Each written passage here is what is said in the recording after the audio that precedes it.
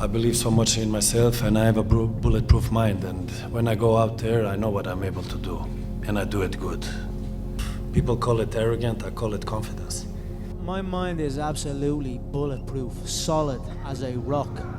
The biggest mistake a person can do right now, no matter in which situation you are, is to give up. No one's coming to push you. No one's coming to tell you to turn the TV off. No one's coming to tell you to get out the door and exercise. It's up to you.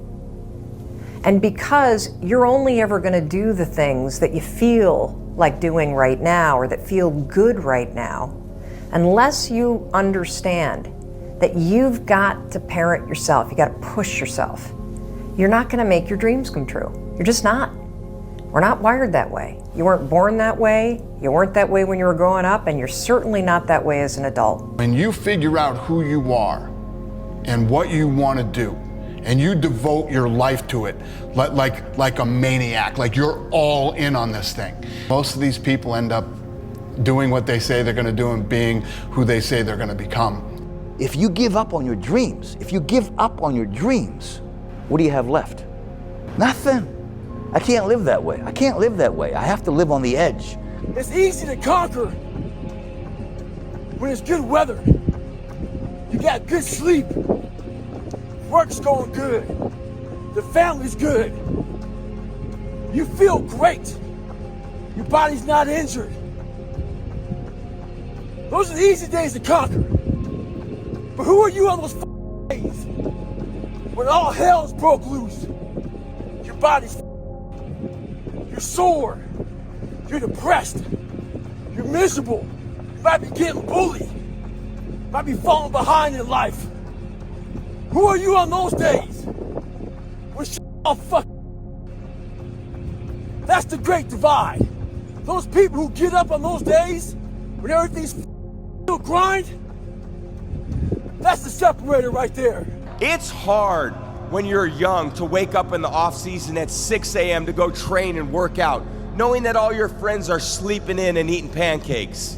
It's hard when you're on your way to practice, weighed down with all your gear, and it's 90 degrees out and all the other kids are at the pool or at the beach, and your body is already completely exhausted from workouts in 2-a-days. It's hard to throw, catch, block, and tackle, and hit kids when they're way bigger and way more developed than you, only to go home that night bruised and battered and strained, but knowing you have to show up again the next day for just the chance to try again. But understand this, life is hard. If you think the price of winning is too high, wait till you get the bill from regret. You cannot change your life unless you change something. If you always do what you always did, you'll always get what you always got. I was at work the other day, and I just been kind of in this rut at work. It's not a bad job, but I just really want to get out of it.